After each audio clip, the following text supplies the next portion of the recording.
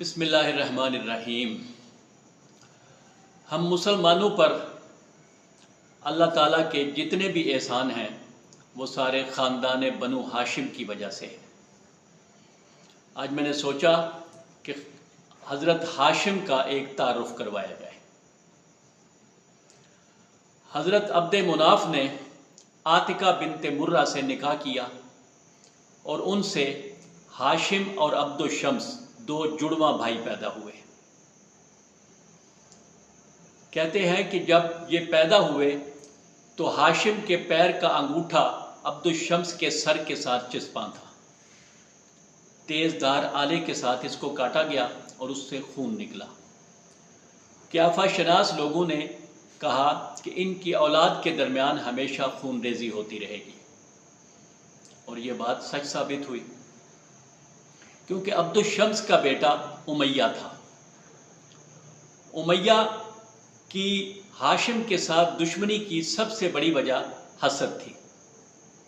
چونکہ ہاشم کا جود و سخا، حسن و جمال چار وانگ عالم میں مشہور ہو گیا، اور امیہ اور اس کا باپ اس سے حسد کرتے تھے۔ بالخصوص امیہ زیادہ حسد میں مبتلا تھا۔ امیہ خام خواہ بتکلف بڑا بننے کی کوشش کرتا۔ لوگ اس سے کہتے کہ تم ایسا نہ کرو، ہاشم کی ریس نہ کرو، ہاشم اور ہے تم اور ہو، لیکن یہ باز نہ آیا۔ بالآخر اس نے ہاشم کو مفاخرہ کا چیلنج دیا۔ مفاخرہ کا مطلب ہے دو فریق بیٹھ کر ایک دوسرے کے فخر کی باتیں بیان کرتے ہیں، جس کے فخر زیادہ ہوں اس کو فاتح قرار دیا جاتا ہے۔ حضرت ہاشم نے اس کو درخور اعتنا نہ سمجھا، یعنی اس کو کوئی لفٹ نہ کروائی، لیکن یہ بار بار مفاخرہ کا چیلنج دیتا رہا۔ بالآخر قریش مکہ اور کے دوسرے جتنے بھی لوگ تھے ان سب نے حضرت ہاشم کو مجبور کیا کہ وہ مفاخرہ کا چیلنج تسلیم کر لیں، قبول کر لیں۔ حضرت ہاشم نے کہا کہ میں ایک شرط پر یہ چیلنج قبول کرتا ہوں کہ جو اس میں شکست کھائے گا وہ 50 ایسی اونٹنیاں ذبح کرے گا جن کی آنکھیں کالی ہوں، اور 10 سال کے لیے مکہ سے چلا جائے گا۔ امیہ نے یہ چیلنج قبول کر لیا اور اسفان کے کاہن الخزائی کو حکم قرار دے دیا گیا، اور یہ دونوں فریق وہاں پہنچے۔ اسفان کے کاہن نے بغیر ان کی بات سنے ہوئے ہی یہ فیصلہ کر دیا کہ مفاخرہ ہاشم جیت گئے۔ چنانچہ امیہ شکست خوردہ ہو کر، بازی ہار کر مکہ سے شام چلا گیا۔ یہاں سے بنی امیہ کے شام میں اثر و رسوخ کا آغاز ہوا۔ ہاشم کا جود و سخا اسی طرح کا تھا۔ مکہ میں ایک رسم تھی، اس رسم کا نام تھا احتفاظ۔ احتفاظ کا مطلب یہ تھا کہ مکہ میں جو مفلس اور کلاش قسم کے لوگ تھے، جب ان کے پاس کھانے پینے کو بھی کچھ نہ رہتا تو وہ مکہ سے نکل کر کسی صحرا میں خیمے گاڑ دیتے اور وہاں روح پوش ہو جاتے، اور پھر عالم یہاں تک ہوتا کہ بھوک سے وہیں مر جاتے۔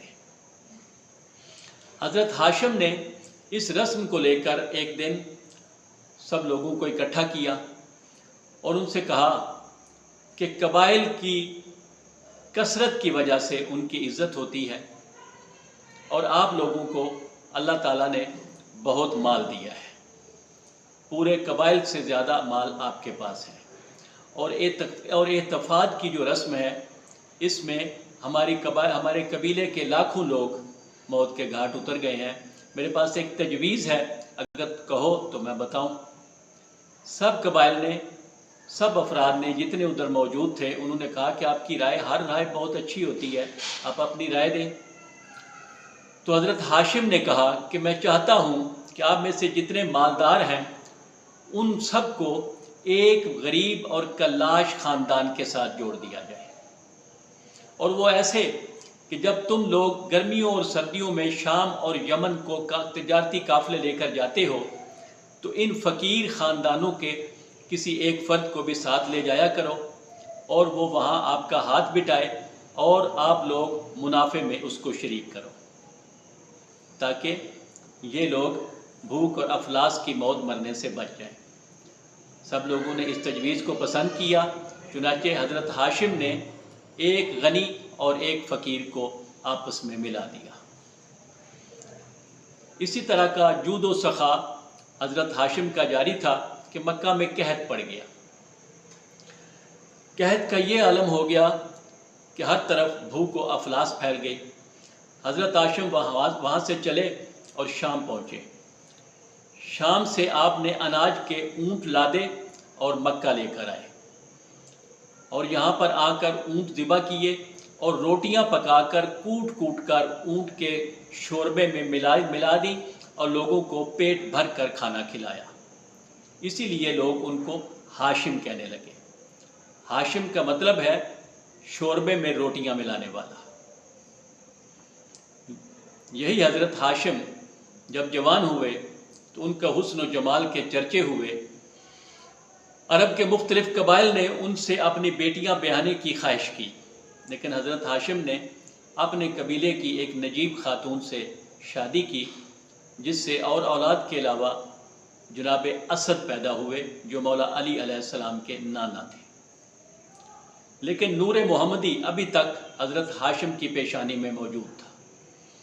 ایک رات حضرت ہاشم رات کو اٹھے اور کعبہ کا طواف کیا اور اللہ پاک سے گڑ گڑا کر دعا کی کہ یا اللہ مجھے ایک ایسا فرزند عطا کر جو اس نور محمدی کا حامل ہو۔ حضرت ہاشم کو خواب میں بتایا گیا کہ مدینے کے بنو نجار کی سلمہ بنت عمرو بن زید سے عقد کرو۔ چنانچہ حضرت ہاشم تجارتی قافلہ لے کر مدینے کی طرف روانہ ہوئے اور عمرو کے گھر قیام کیا اور ان سے ان کی بیٹی کا رشتہ مانگا۔ عمرو نے اس شرط پر بیٹی کا رشتہ دینے کی حامی بھری کہ جو اس بچی سے بیٹا پیدا ہوگا اس کو آپ مدینے نہیں لے کے جائیں گے، وہ میرے پاس ہی رہے گا۔ ہاشم نے یہ شرط مان لی اور ان کا نکاح ہو گیا۔ یہاں سے ہاشم شام کی طرف اپنا تجارتی کارواں لے کے گئے، وہاں سے واپسی پر سلمہ کو ساتھ لیا اور مکہ آ گئے۔ جب سلمہ کو حضرت عبد المطلب کی امید لاحق ہوئی تو حضرت ہاشم وعدہ کے مطابق ان کو ان کے باپ کے گھر چھوڑنے کے لیے مدینہ آ گئے۔ سلمہ کو آپ نے وہاں مدینہ چھوڑا اور خود تجارت کی غرض سے شام چلے گئے۔ شام میں تجارت کے دوران غزہ کے مقام پر حضرت عبد المطلب کی طبیعت خراب ہوئی اور آپ کافی زیادہ بیمار ہو گئے اور وہیں انہوں نے انتقال کیا۔ آپ کا مزار غزہ میں مسجد السید ہاشم کے گنبد کے نیچے ہے۔ حضرت ہاشم کا ایک قول ہے کہ جو اپنے قبیلے کی طرف تیر اندازی کرتا ہے وہ اپنے تیر کا خود بھی شکار ہوتا ہے۔ اللہ نگہبان۔